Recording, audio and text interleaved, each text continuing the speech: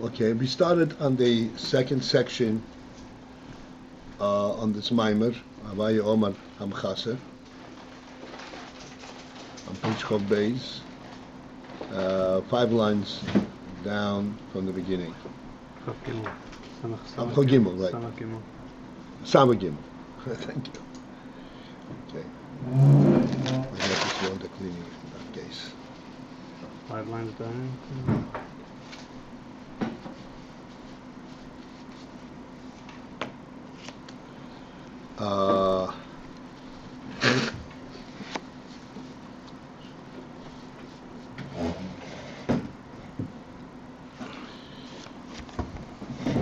So as was explained, okay, let me just point out, Aho Inyan, that's where we're going to start, the end of the 5th line.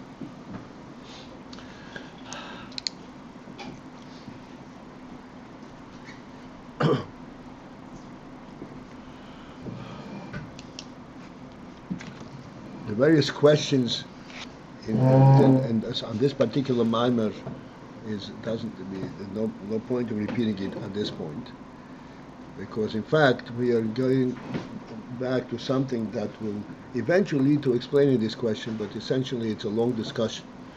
And the principle that we are going to be discussing is the principle of neshamis versus malochim, and the inyan of the zivug zun versus zivug neshikin.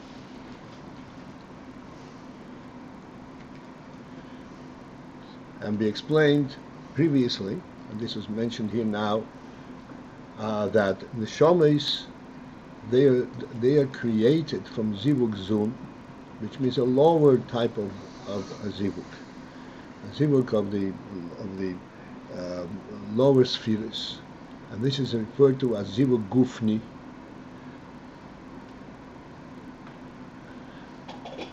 And there's an essential element in this that's called pnimavi atzmi, whereas malachim they are created from zivug ruchni, zivug nishikin.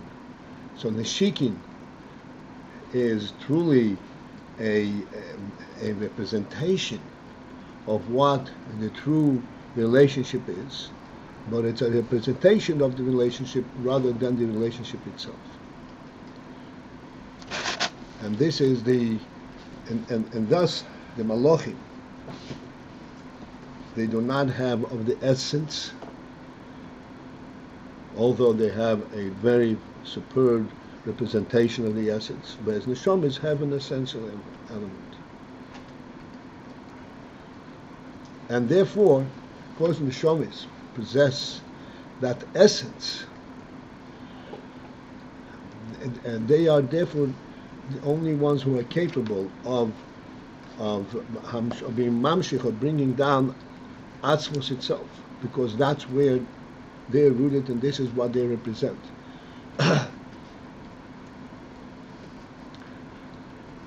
This is what we explained till now. Now then, in this mimer, we ask a question. If this is true, as we explained, that the neshamis are superior to malachim in terms of because of the manner in which they are created, why then is there that request of the neshamis that they say yishakeinim and shikis pil? This question also was mentioned before. In this principle, yishakeinim and shikis pil, that the neshamis are vying and they're longing for a revelation and a connection at the level of Neshiki Spiel. In fact, the Neshiki's kiss.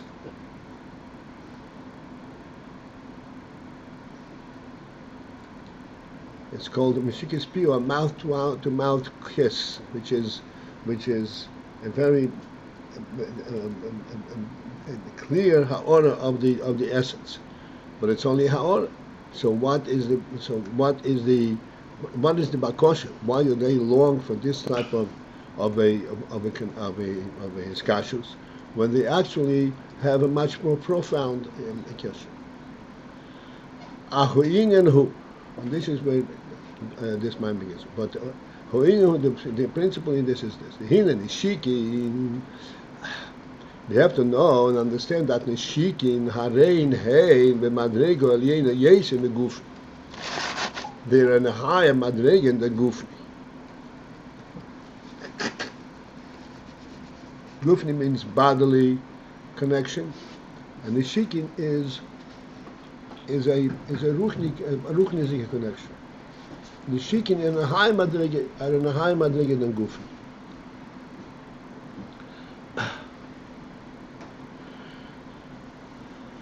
Shehanishikin hein be'avo, and in direct representation of this in that they're higher. What does it mean they're higher? That in Shikin they are present in avo. Avo means avoim, which is the Kabbalah term for chochmah and binah. The gufni, and the gufni ihu bezun. Zun is Zol and Malchus, which is the lowest fields.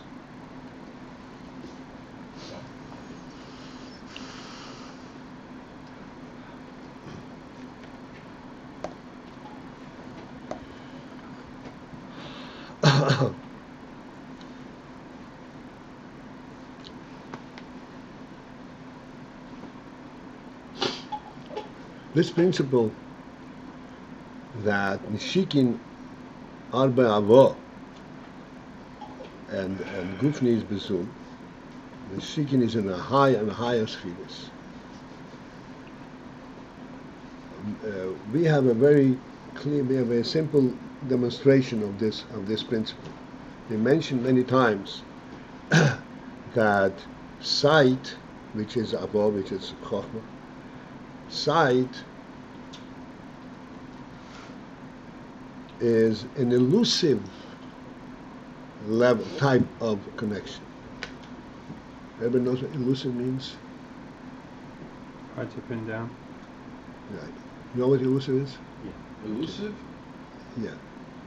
Not elusive. Elusive. That it's you can't really. It's not intangible. You can't really pin it down.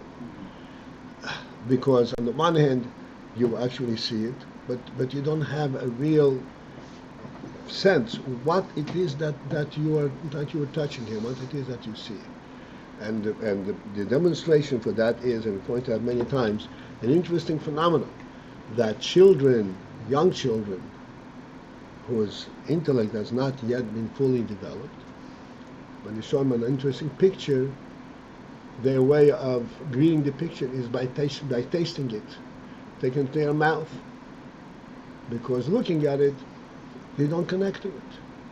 That's what Nishikin. Nishikin is, yes, it's connection. It's a very fine connection. There's connection on a ruchnistic level.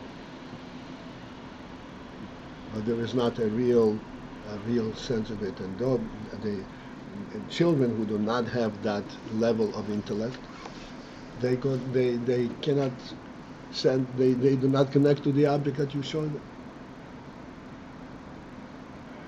So this is a clear demonstration of this principle here. But Nishikin is on a much higher level and engages much superior qualities. Ukedise beins Chaim shar man umad dushtes. It says in its Chaim. The zivug elyoin. So it says in its Chaim, zivug elyoin, the higher zivug, higher joining, yikroi be'avo, is principally in avo. Again, avo is chochmah binah. Zivug tachto in yikroi bezug. The lower zivug is principally in the zug. And the emphasis of ikroi means not to exclude that the other madrege does not possess the other thing, but principally it is this way divided. Now zivug elin is in avo, and zivug tachton is in zug.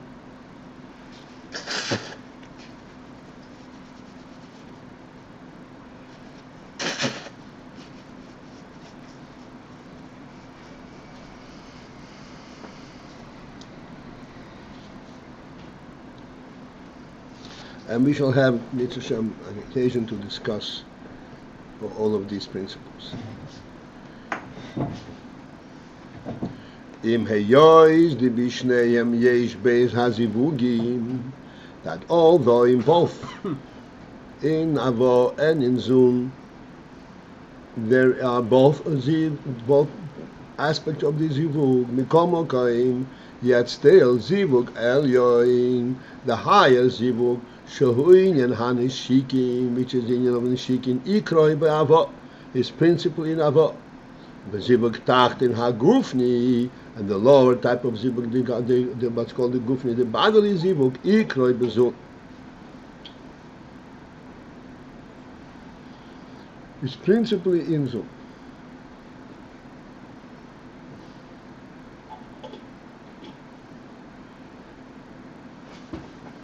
Ve'alkei, and therefore,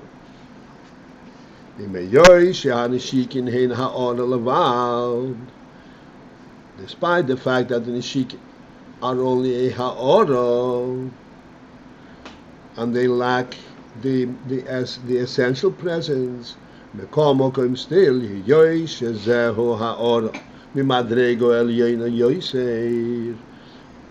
being that it's true, it's only ha'ora, but it's a ha'ora that is reflective of a higher madrega.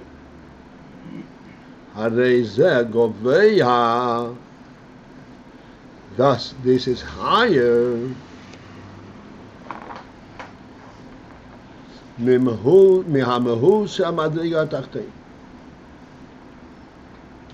it is higher than the mahus of the lower madrega.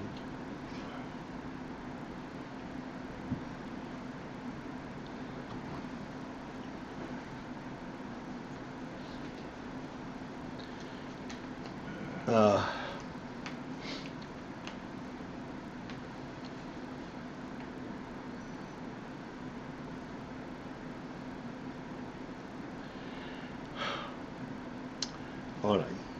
So, I'd like that we should have some relationship to what we are saying here, even though it'll develop as we go.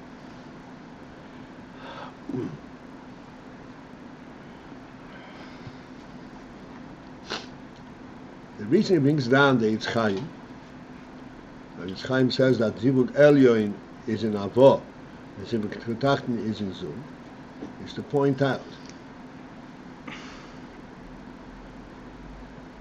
that yes, indeed, Nishikin is only a ha'ora, but where is that sensed? It is sensed in Avo, in chochmah and binah. In other words, this is such an aspect, such a quality, that only chochmah and binah, chochmah and binah are sensitive to it.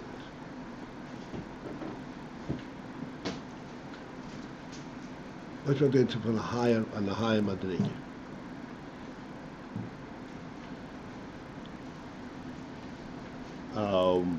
Zivug Gufni, Ikroi is bezum,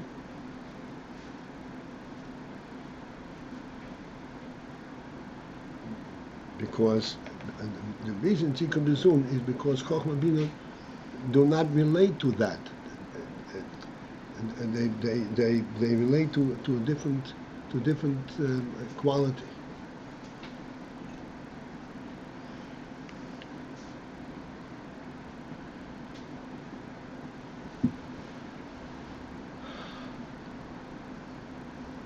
This is the pshat, that even though that the seeking is only ha'ora, but this is a ha'ora madrega elyono, and this madrega elyono is higher than a mehuza madrega tachtin, higher than the actual presence of the lower madrega. So how do we understand this in? It's only a ha'ora. It's only a reflection.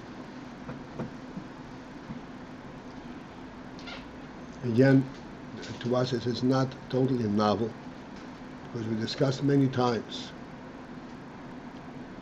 Now this is germane. Coming back again to sight, which is a wonderful illustration of the inner chochmah.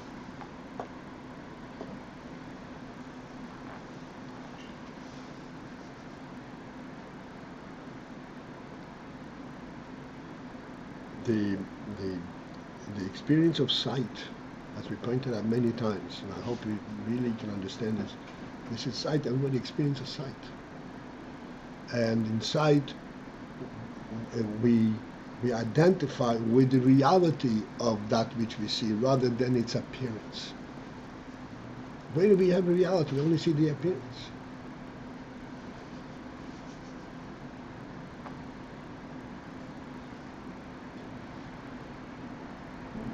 And in today's world, we say, hey, you see and the camera sees, and how do the animal sees? What's the difference?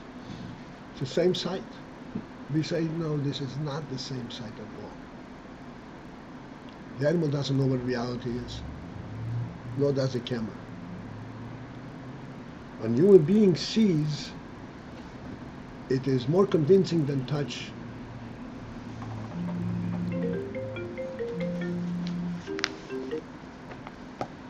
He doesn't need a touch. And we say that the child who wants to touch the picture, he's not developed yet. He's not really relating to the reality, to what's being shown.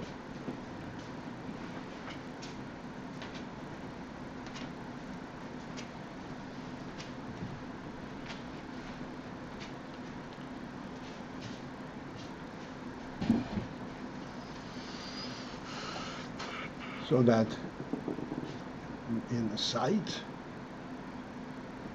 yes, indeed, it is only how it's apparent what you can see.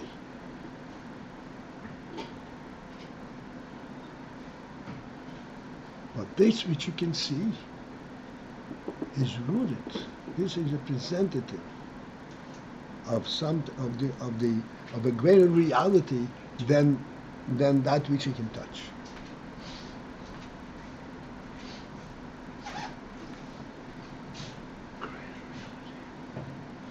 We point out all the time, a clock is a clock. A wall is a wall.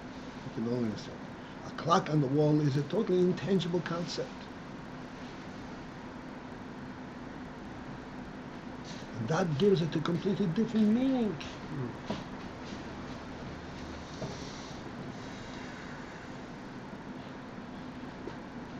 And you can only observe it by sight to sense that meaning. And that relates you to a completely different sense of reality. Not that this is human home. Let's focus in. What's a clock on the wall?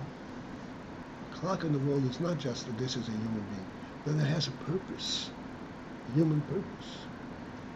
Focus. He has to know what time it is. What's the difference what time it is?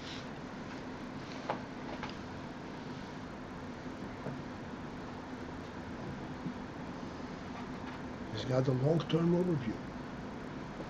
He has a certain a reality purpose. Everything has its proper time. It's not just in this. This is the human purpose rather than the human presence. This goes on higher. It's a higher It's a purpose. Present, not essence. Which is essence, but on a higher essence, on a higher level than presence, than the essential presence. Mm-hmm. He said many times, and he said once, as I remember, we discussed it quite a bit. There's what's called kavonas ho'atzma, kavona. Remember that one? Kavona, the real depth, the real truth in the creation is the kavona that's in the creation, not the koyach ho'atzmos, not the spherots, not everything that's revealed. What is it represent? What elicited it? And what it ultimately does it accomplish? To reveal the kavanas of Atzmos. This is beyond the Gili Atzmos. This is what Avo senses. They don't get it in Gufni because you can't get that in Gufni.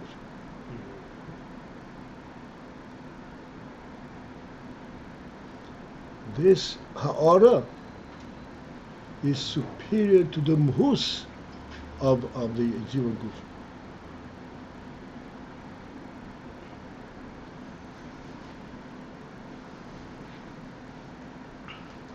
Because this gives a presence, gives a basis for everything else.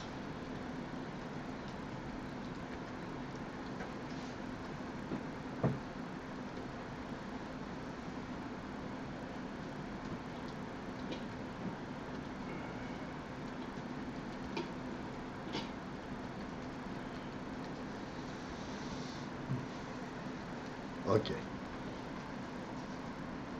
So this is the preliminary introduction to this discussion. That even though that Avo is a ha'or levad, that Hanshikin is a ha'or levad,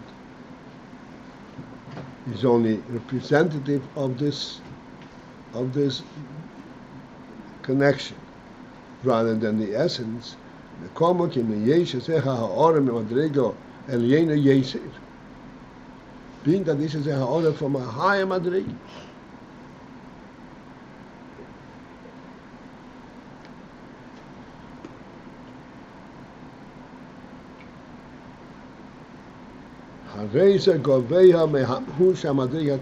That is higher than the mahus of the lower madrig.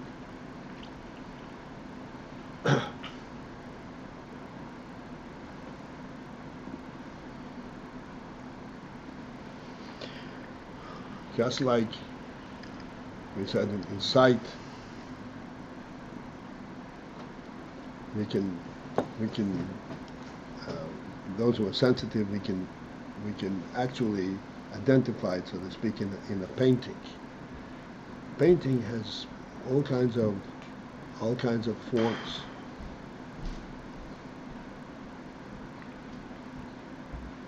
But a proper painting is not just a rendition of the forms. It is the kavana behind it. One in Friedrich Rebbe's Sichas. I'm not sure, this may be even a mimer. I don't remember. Where he discusses a painting of a court setting.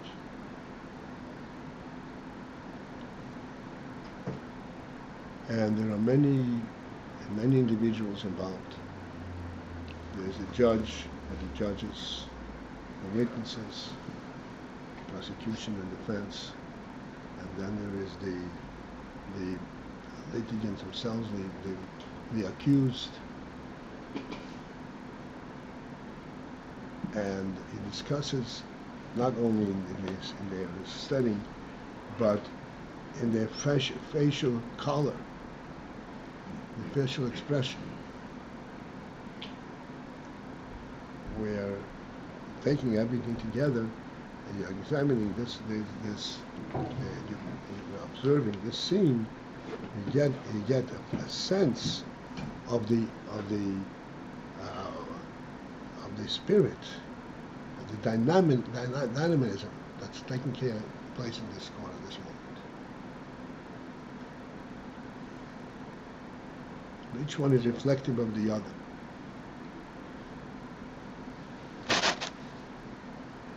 So that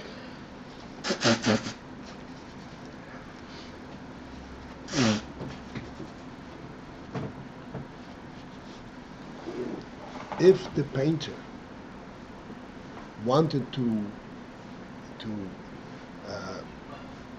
represent the sympathy for the accused, or the seriousness of the judge, or the intent of the prosecutor. He would have given each one his own painting. But this is not what he is trying to give out. He's trying to give out the reality of the situation. Because all of these are drawn from a completely different reality.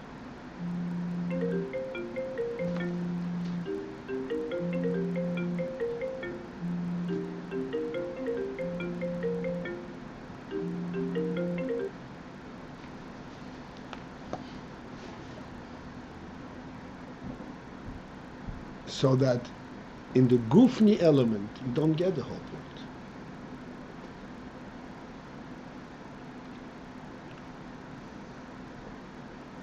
If you are approaching it with him, oh, I'm so angry at this criminal, or I'm sympathetic, or why doesn't he let go? Why is he so?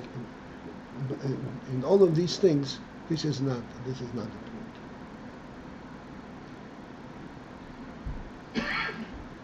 Only if you have a sense of the total reality, put it in real terms. I'm telling you, if this were a kosher of bezim talzachim, you are sitting and it says, "Hamishub lilikimhu." There is a godly justice, godly reality that has to surface from this. This is the seriousness of the situation. And there was a transgression, and it has to be righted, and it has to be righted in the right way. You know, there is a very serious moment, serious consequence, not for the individual, but for the entire reality. Then you begin to understand what, then you're relating to the thing. But there's nothing there to touch. This can only be identified with the intellect. This is only how it exists only on that level.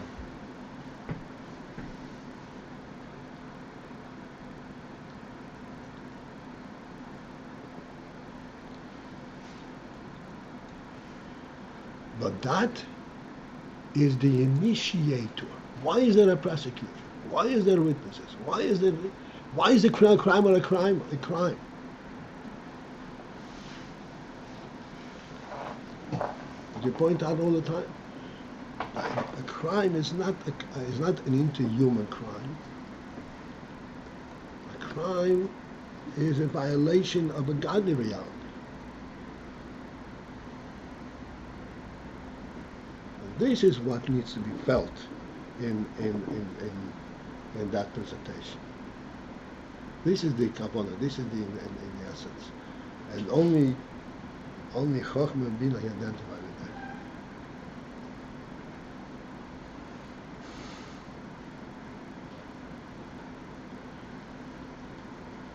So this ha'orah is superior. It represents a greater reality, really, than even the mahuz of the madriya tachtin.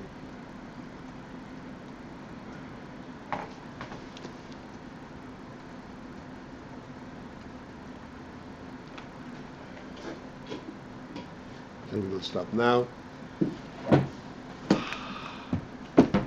Have a good day.